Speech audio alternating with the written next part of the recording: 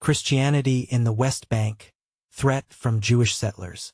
Imagine the heart of Christianity under siege. That's the stark reality facing churches and communities in the West Bank, where Jewish settlers are launching relentless attacks. July 18, 2025, 5 a.m. Eastern Daylight Time, by Matt Bradley, Taybeh, West Bank.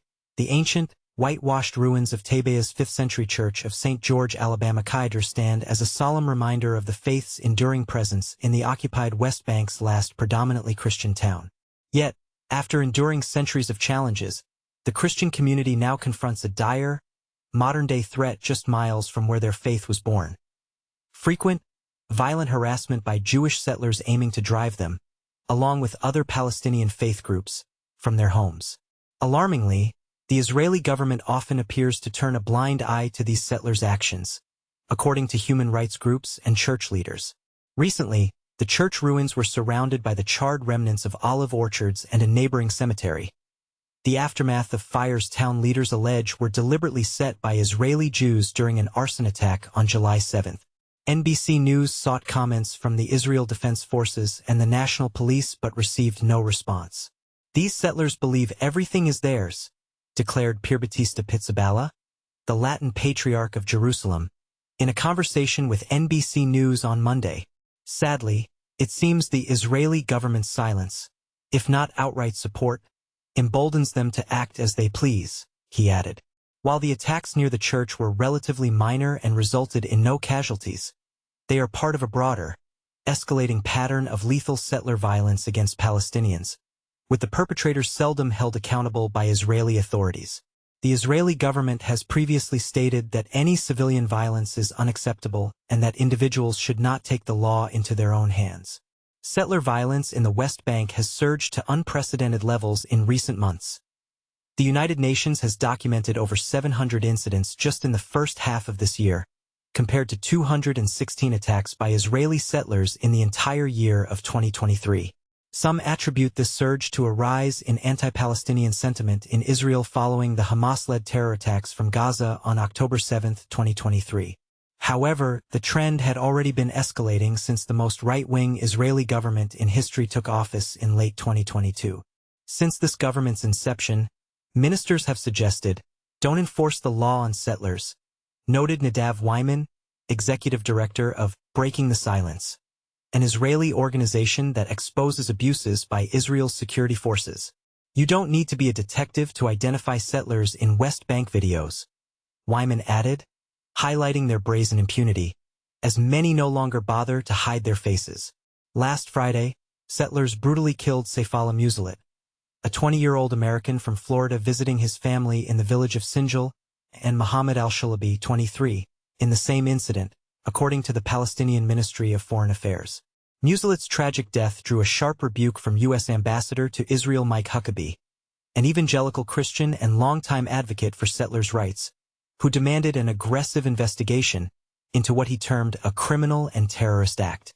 The Israel Defense Forces stated last Friday that authorities were investigating the matter. Police told NBC News that several individuals from both sides were detained at the scene, and a joint investigation was initiated by the Israel Police and IDF military police. As of Thursday, the IDF confirmed that a probe by the Israel Police and the Military Police Criminal Investigation Division was ongoing, though the Israel Police did not immediately provide further comment. Despite this settlers' U.S. condemns act of terror, Israeli settler attack on West Bank church explained. This attack on a Palestinian church in the West Bank has sparked outrage and raised urgent questions about security, justice, and the future of peace in the region. But here's where it gets controversial. While the U.S. has labeled the assault an act of terror, some argue that the blame should be more clearly assigned to those responsible for the violence. Let's break down what happened and why this moment matters. On July 14, 2025, Christian leaders in the town of Taybeh, a village under Israeli occupation, reported that settlers had set fire to a 5th-century church and a nearby cemetery.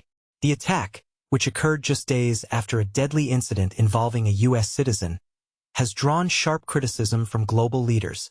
U.S. Ambassador to Israel Mike Huckabee, a vocal supporter of Israeli settlements, called for the perpetrators to be held accountable, stating, "Those who carry out acts of terror must be found and prosecuted." His remarks, however, have divided opinions, especially given his history of backing policies that prioritize Israeli security interests over Palestinian rights. The UN's highest court recently ruled that Israel's settlements in the West Bank, territories captured in the 1967 Middle East conflict, are illegal, citing international law. Israel disputes this, arguing that biblical and historical ties to the land, along with security concerns, justify its presence. This legal battle highlights a deeper tension. Can peace be achieved when both sides feel their sovereignty is under threat? Meanwhile, violence in the West Bank has surged since Israel's military campaign against Hamas in Gaza began in October 2023. While the conflict in Gaza dominates headlines, the daily clashes between settlers and Palestinians in the occupied territories reveal a simmering crisis. Critics say the U.S.'s dual stance, supporting Israeli settlements while condemning attacks on civilians, creates a dangerous imbalance. Yet, others argue that Israel's security needs justify its actions. So, what should the international community do? Should the U.S. take a stronger stand against settler violence, or does it risk alienating Israel? This is the part most people miss. The complexity of a situation where every action has far-reaching consequences. What's your take? Share your thoughts in the comments below. Mike Huckabee's visit to Palestinian village. A call for justice. A shocking act of violence has once again put the spotlight on tensions in the West Bank. On Saturday afternoon, U.S. Ambassador to Israel Mike Huckabee made a high-profile visit to the Palestinian village of Taybeh, following a disturbing arson attack on a local church. His visit comes at a time when reports of settler violence against Palestinian communities are on the rise, raising urgent questions about security, justice, and the future of coexistence in the region. Ambassador Huckabee did not mince words during his visit. He strongly condemned the attack, promising that those responsible would face harsh consequences. This firm stance is intended to reassure both the local community and the international audience that such acts will not be tolerated. But here's where it gets controversial. Will these promises translate into real action, or will they remain just words? Many observers have noted that, in the past, similar pledges have not always led to meaningful accountability. Taybeh, a predominantly Christian village in the West Bank, has long been seen as a symbol of peaceful coexistence. The recent arson attack on its church has deeply shaken residents, who fear that escalating violence could threaten their way of life. Ambassador Huckabee's visit was meant to show solidarity and support, but it also highlights the complex and often fraught relationship between Israeli settlers, Palestinian villagers, and the broader international community. And this is the part most people miss.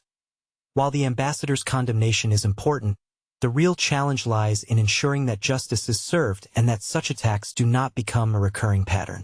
How can authorities guarantee the safety of vulnerable communities like Taybeh? What steps should be taken to address the root causes of this violence? This incident is likely to spark debate. Some will argue that the ambassador's visit is a positive step toward accountability, while others may see it as mere political theater. Do you believe that international pressure can truly make a difference in protecting Palestinian villages from violence? Or is a deeper, systemic change needed within the region? Share your thoughts in the comments. Do you agree with Ambassador Huckabee's approach? Or do you think a different strategy is required to bring lasting peace and security to places like Taybeh?